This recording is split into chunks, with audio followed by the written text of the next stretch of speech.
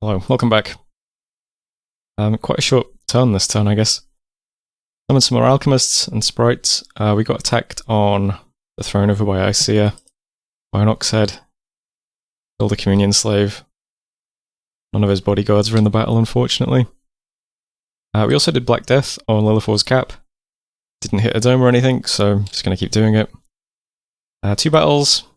I walked into Icea's territory, took that no problems. And Zoko just moved his stack to Alton. Doesn't look like he's trying to take any of my forts or anything. No interesting events this turn. Worldwide event is plus magic. Just found 2 scouts, no Lecos this turn. And that's it.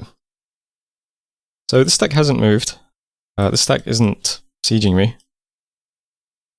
So this area is just paralyzed for the minute. Not sure what to do. But we're at the point now where Cataclysm is 1 year away. So I'm just going to keep all this stuff in my throne until the stack moves. And I'm continuing to hit Lilifor's cap with Black Death now, so not good for him. Would really like to be able to take this throne at some point, but not with Zoko in the way.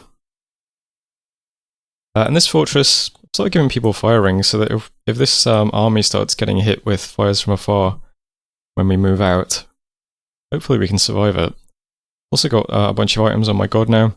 It's very tempting to just teleport this guy into this stack, see if we can get away with just spamming Proved Soul Sundering on it.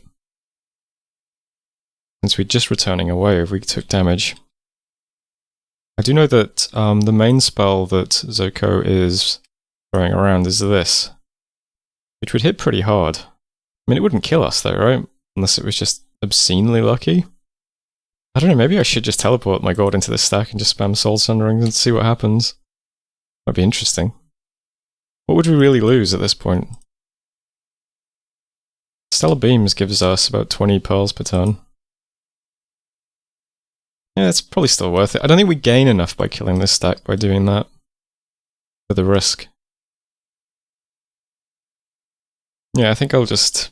we'll keep the Ring of Returning stuff on the back burner for now.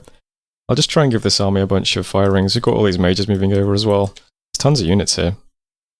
Once all the mages are protected from spells, well, the fires from afar at least, we'll just start walking up and we'll try and have a conventional battle with this army to take back our Conjuration province.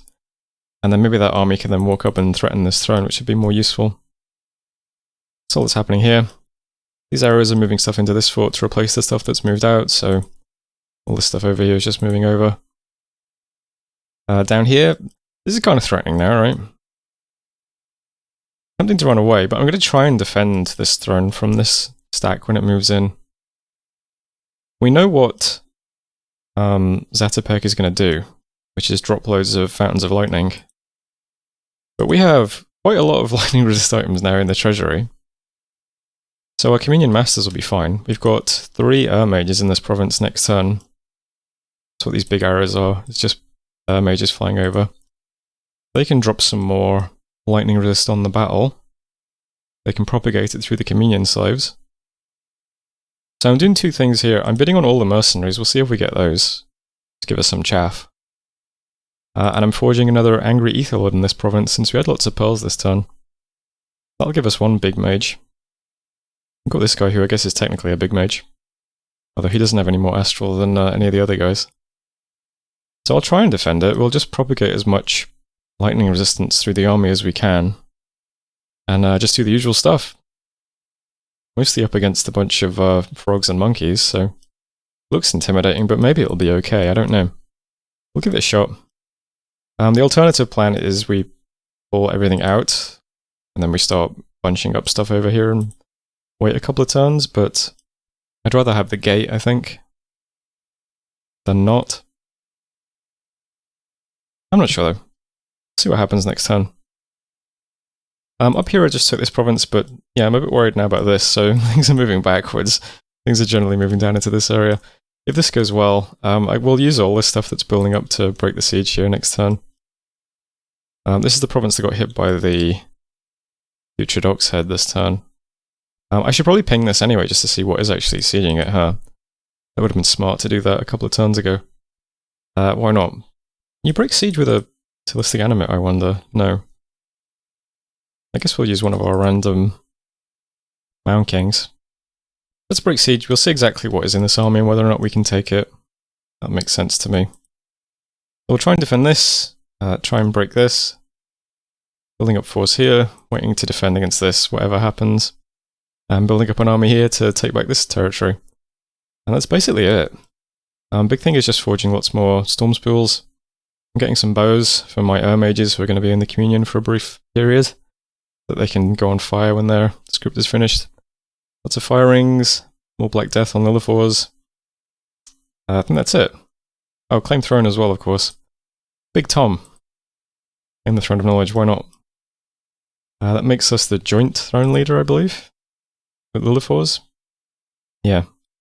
Only other thing of note is that I am putting... I'm not putting a temple down anywhere. I'm moving a priest underwater here and underwater here, though, so we might be able to get up temples next turn. And the Cyclops I've got over here is empowering himself in Earth. Costs him 60 Earth Gems. We'll get to Earth 4. That's 5 with boots, so he can then cast Summon Cyclops if we want to. Probably more useful than the Alchemists. So it just gives us an option. But that's it for this turn. There's another thing I could do, is I could see if this throne is lightly defended, because that's another target. Thrones that are extremely lightly defended, we could just teleport a bunch of mages onto. Got a couple of siege axes in the dash, why not? There's a lot of items, huh? Well, I've also got the assassin as well, I forgot. Yeah. I gave this guy a bunch of random junk. He's going to start the battle with 3 Vine Men and a Water Elemental. He can do Firebola ranged attacks. I'll move him onto this. I can't remember, can you assassinate sieging armies? I guess I'll find out next turn. That was turn 82. Thanks for watching. I'll see you next turn. Hello, welcome back. I got some thaumaturgy done. I'm going to have to go up evocation this time, which I really don't want to have to do, but I'll get to that in a second. We claimed the Throne of Knowledge. Cool. Also empowered our Cyclops and Earth. Did another Black Death. Got attacked by Putrid Ox Head over by Icea. Managed to kill one of my raiders. Apparently bodyguards just do nothing against the Ox Heads, they're too tough. Gent. Another storm of fireballs. 112 units were hit, 76 units were killed, including a projecting Firelord. Firelords, unfortunately, do not have any fire resistance, so yeah. Pals, Zoko did move on to Gent, so he's on the fort now. I guess he finally feels confident to siege it. Not much left inside now. Too many fireballs. White Waste, we got attacked by a new type of Clovelder. So clearly Lilithors has realised I can just soul slay these guys if he rolls out with no magic resistance. And now they have 25 magic resistance. It's got a lead shield, amulet of anti-magic.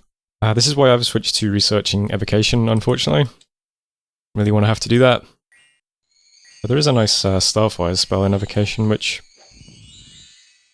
I guess I'll show that spell now while we do anything else. So at 5, there is Advanced Starfires. So this doesn't have a magic resistance roll, and it's armor negating. So it doesn't matter how much armor or magic resistance he has. And it's 9 effects, +1 per level. And the damage is 6 +1 per level. So, I mean, that's a lot of damage. I didn't really want to have to research this because I feel like 9 times out of 10, it's better if they're just spamming the spells that require you to have a mind once they go off script. And I feel like now, when our mages go off script, they might cast this stupid crap. Probably going to spam Arcane Bolts at Water Elementals instead of soul slaying all of Zoko's mages when they storm. But yeah, I'm going to have to grab it so that I can deal with the Clove Elders when I need to. Unfortunate, but yeah. Stonehaven tried to break siege, but there was a Spearmaster, so not going to do that. Mark, we took province from some knights. Lilithors, getting attacked by Chibnasu, pointlessly. No interesting events. We did get a bunch of gems in one of them. That one. something, I suppose. Battling Molotons and vampires attacking Zoko, that's nice. And still a deadly disease in Bonelands. So there's a Bane Venom charm here. Well, our mages are undead though, so it doesn't really matter, and most of the units here are undead as well. The living stuff might get diseased, but not too bad, I suppose. That's it for messages. We recruited all the mercenaries. So what's notable about this turn is nobody really attacked us yet. I was expecting Zatopek to move this stack onto us, but he didn't. So we got all the mercenaries, these 4 guys. Late game mercenary is pretty cool. Tempesta's here. Came with a bunch of items, he's got a wall shaker, he's leading 25 sylphs. That's pretty cool. Seppi's got 100 pikeneers. We've also got Urvakel, who came with a skull staff, which is really nice. So this guy is going to cast Twiceborn, and then he's going to suicide.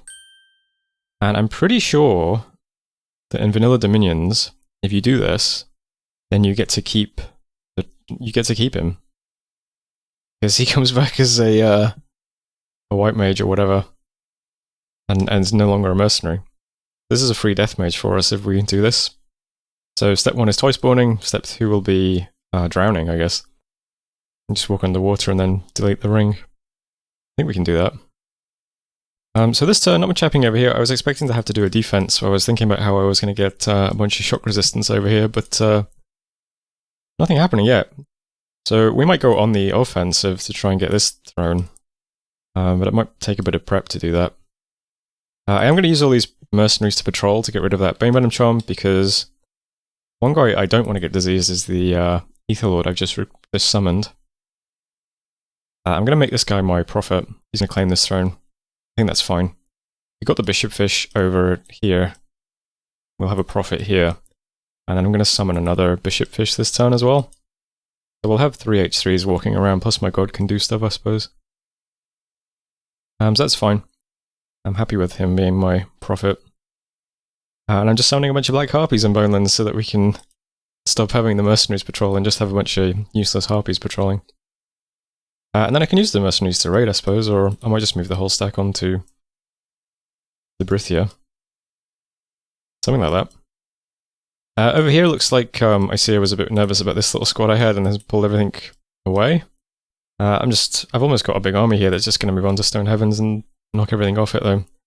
So that's fine. We had the assassin here, I don't think there's a point using it in this area anymore.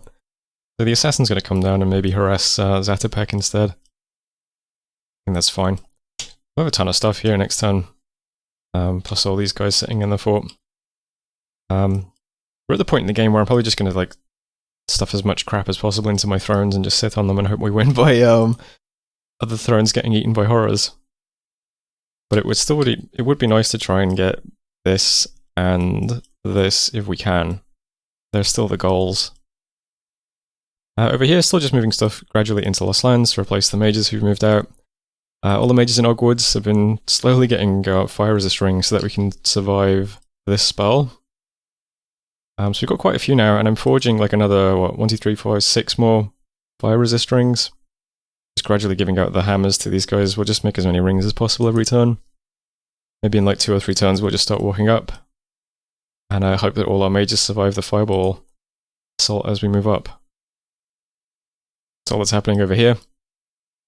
I think I'm still Black Deathing. I'm still Black Deathing Lilifor's Cap. He's never going to be able to recruit his Sacreds ever again, I don't think. This will probably be the last time I do this, though. I think we've done enough damage to Lilifor's Cap. Although I am also going to start casting Monstrous Boar. What was that spell? Someone here is doing it, yeah. So Simabeth here is going to cast Monster Boar on Lilifor's Cap as well, to start increasing the unrest. I don't know if this is going to work, because Lilifor's has so much PD. I think it just gets patrolled out. But we've prevented him from ever recruiting sacred units ever again because he has no rec points here now because he's been Black Death to hell. Next, if we can put the unrest all the way up over 100, he won't be able to get any overalls out either. So we'll give the boars a shot, but I'm not sure if that's going to work. But that's the plan. Still doesn't look like he's moving towards me, but I mean, I guess he has to at some point if he wants to win. I'm not sure what other throne he could make a lunge for. This one, I guess?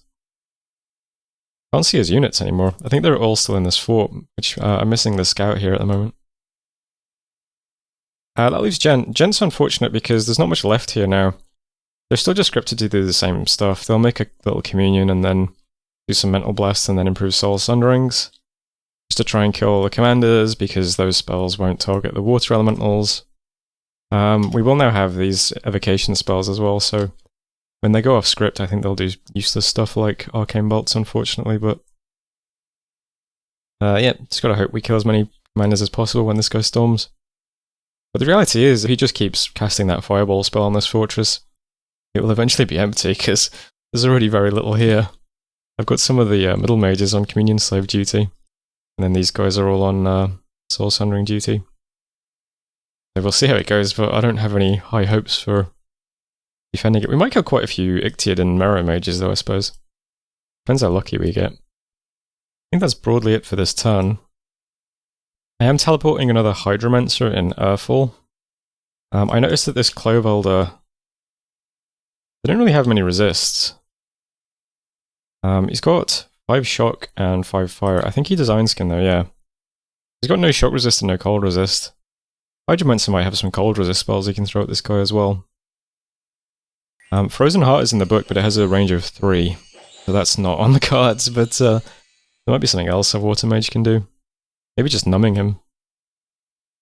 Might be something. But that is it for turn 83. So thanks for watching, and I'll see you in a moment.